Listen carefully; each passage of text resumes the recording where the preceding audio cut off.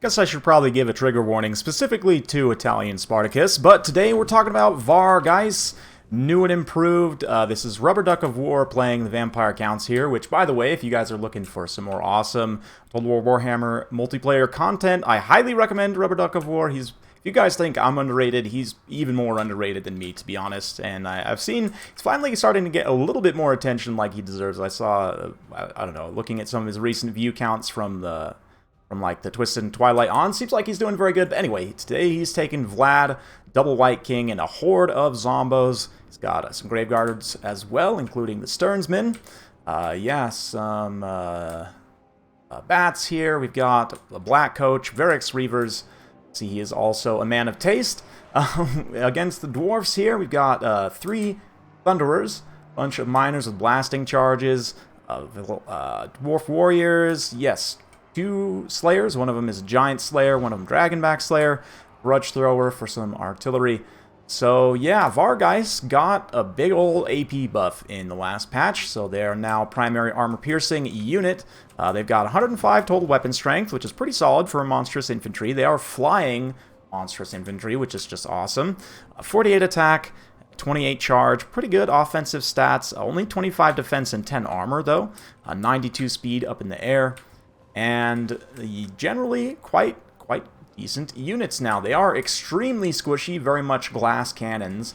But you can see, Gotrek, Felix, Gromby, like I said, going after Vlad. He popped the Karstein ring, eats a bunch of thunder bullets to the face, trying to tank out some damage and disrupt this dwarf formation a little bit here. Rubber Duck of War getting a nice surround. Vargheists Reavers also going to take some gunfire, but they'll be able to regenerate that damage back.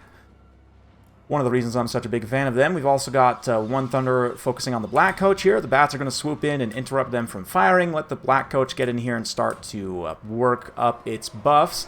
Vlad gets blasted by charges. Actually takes away a decent amount of HP, even considering that blasting charges were nerfed ever so slightly in the last patch. But here come the Vargheists. And their role here is just going to be 2 Delete ranged units, right? And so you can see here that this Grudge Thrower gets absolutely torn to shreds. Same thing for the Thunders. The Grudge Thrower would have happened before, to be fair. Grudge Thrower crews don't have armor. These Thunders would have held up a little bit better. Now, though, they're just getting absolutely crumped here. The Giant Slayers move in to crump back, and the Dwarf Warriors just easily bypassed here. There's a problem of these Dawi defensive formations. Players sometimes end up playing them a little too passive, and like these Dwarf Warriors definitely should have gone in to support already, like did these Dragonback Slayers, kind of pushing back the bats. Black Coach still terrifies away those Thunderers, but this other Vargheist unit moves now in the front and to the back of these other Thunderers who have been interrupted by zombies, just going to destroy them as well. This other unit does manage to disengage from the Slayers, but they've taken a pounding, and so they're going to be able to do a little bit still, but like they'll be able to go pressure those Thunderers off again in just a moment. Meanwhile, on the front line, Grave Guards with great opens, Vlad, White King's just in an unholy melee here. Of course, Gotrek and Felix also not really focusing on the vampire characters at the moment. Could prove to be a mistake later on, but the Giant Slayers get hooked on the Vargheists Reavers. They kind of pull them away. And again, this unit of Vargheists here, basically left unopposed. This other unit was chewing on those Dwarf Warriors a little bit, but decides to go back and just pressure off those Thunderers. Great tactical use. These Vargheists probably haven't paid for themselves quite yet, but they may be decently close from all the damage on those Thunderers.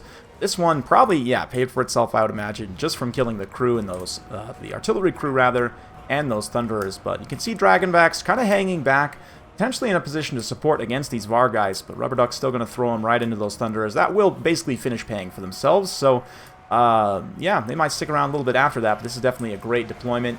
I think Vargheists, I don't know if they're going to be any good against monsters. Flying multi-model units right now, at least, their charges are kind of broken, to be honest, where they don't make contact on monsters, whether that be monstrous infantry or single entity monsters. Against infantry, though, just regular old infantry or cavalry units, they can do a lot of splash damage. So you see that here as they finish off this unit of Thunderers. Dragonbacks moving over to engage them a little bit more. Vargheists Reavers into a potential rear charge situation. You can see those Giant Slayers getting dragged down as Gotrek and Felix and Grombrundle are mostly left standing on their own. A lot of these other units are caught out in this other pocket here, just getting bogged down. But Graveguard with great weapons, nice rear charge from the Vargheists Reavers there. I'm not the biggest fan, if I'm being honest, of the Black Knights. Aesthetically, they are very cool units, certainly. I'm a fan of all shock cavalry, to be honest. Yeah, the Black Coach also up to its 3rd tier of buffs, so it's got some damage resistance, up to 109 charge bonus, absolutely insane. Can maybe try and cycle charge some of these dwarf characters in the late game. Looks like it's going to get an Invocation of the Heck. Healed up a little bit there. This other unit of Vargheists now up to 2 XP chevrons, 88 kills. We check in on the damage value of these boys here. Yeah, 88 kills, 1,500 damage values, so absolutely paying for themselves, and then half again. And these other Vargheists are somehow still alive because crumbling is the most balanced mechanic in the game, and they are also just about to get their first XP chevrons, so pretty good stuff there. We'll get back in cinematic mode and kind of keep things in the background. You see that Black Coach moving in again. Zombies, all the summoned zombies in the world, just washing up against this tide of Dwawi. Black Coach comes in for a nice rear charge, and that should terrify away those miners, or, yeah, just route them straight up, even. The Vargheists come back, and you can see, because of their low model count, even against kind of a lower-tier infantry unit like these Dwarfs, if they're fighting them alone in prolonged combat, they'll take a pretty inefficient amount of damage. It's efficient for the Dwarf Warriors, of course, but very inefficient for the Vargheists. Now they're going to charge down against these characters, which, yeah, considering that Gotrek has a massive anti-large bonus, he'll be able to do a ton of damage to these models. But Gotrek's actually not right here. He's over there. And the Vargheists, in the meantime, doing a decent amount of damage to Felix and Gotrek, Grombrindle. Felix was not so much of a beneficiary of the bracing and mass changes. I mean, his mass was never amazing to begin with, and he doesn't have immune to psychology, so that kind of the strategy with him is you terrify him away or punt him out of the way and then just chase him off, right? And that's exactly what he's doing here with this Black Coach, trying to keep him chased off, terrify him again potentially, and just keep him from reuniting with Gromby and Gotrek here. You can see Vlad is matched up mono-y-mono though, and he has tanked out a lot of damage, but he is very quickly at he's at his healing cap right now, so Arstein rigging, giving him some damage resistance there, as Gotrek kind of wails on him. Vargheists once again come down and try and get a surround on Felix, maybe knock him out of the way. But Grombrindle just straight up slays one right there. Gotrek slays another one, so they've only got 3 models left here. 4 models, there's still one randomly over there, but that's fine. But here comes the Black Coach. Excellent Black Coach. Actually pretty good at cycle charging single entities, believe it or not. There's a famous game where Falcon beat the Green Knight by cycle charging him with a Black Coach. Fun one for sure. Another zombie summon though, and yeah, the balance power starting to tell against the Dwarfs. The Dwarf Lords will be able to hold out for quite some time here, but with Felix being very much weakened, approaching his healing cap, and potentially at risk of getting hunted by these Vargheists even still, right? There's still these 2 units of Vargheists standing, and considering that the one got shredded by Giant Slayers in the early part of the battle, that's a credit to a Rubber Duck of War in using them smart after they took that damage. Like, understanding, like, okay, this unit's pretty vulnerable now. I'm not going to be able to really use them as aggressively as I might want to. Let's just chase routing armored units. It's actually very cost-effective use for them, especially like those Thunderers and others. They still basically paid for themselves, so quite impressive work, to be honest. Very well done. Nice smoke bomb, just debuffing the melee defense and locking everything in here. Flash bomb, rather, not a smoke bomb. It's flash bang. Gromby's flash bang. Another zombie summon though, so there's always more cold, you know, corpses to throw into the fire here. I was going to say warm bodies, but I don't think those zombies are very warm. They look quite cold, to be honest, just rolling around shirtless. Full-on party mode. Shirts and shorts, too. Let's be real about that. Vargheists come down once more to finish off the actual dwarf units here. There's a handful of the Dragonback Slayers, a few miners, a few dwarf warriors as well. And this will go on for some time. Dwarfs are very stubborn and refuse to admit defeat, so we'll go ahead and pop it into a fast forward. Vargheists eventually do go down there to Gotrek and the crew, but they definitely did their work. Absolutely. This is one matchup where I think they'd be potentially very, very good. Probably their best matchup. Because of the mass changes, it's harder than ever to get through dwarf lines to get on top of their ranged units, which means flying by default, being able to just literally fly over their front line, kind of, as a rule, becomes that much more useful, especially against factions like the Dwarfs. Other matchups, I could see them maybe being good against the Empire, although Pistoliers will just laugh at them as they shoot them. You know, basically like armored cavalry or armored infantry, maybe against Warriors of Chaos as well, although I need to test it out there.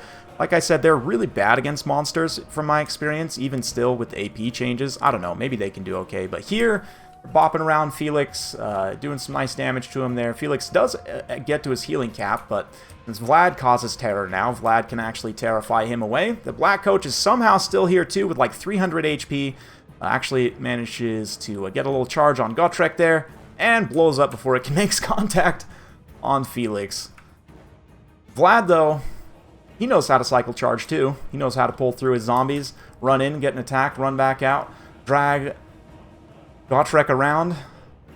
Felix gets terrified. The Sternsmen absolutely have been very key in this late game. They've just been dealing consistent anti-infantry damage to Grombrindle, to Gotrek, and these others as, you know, the various tools cycle charge, and they're almost at their healing cap as well.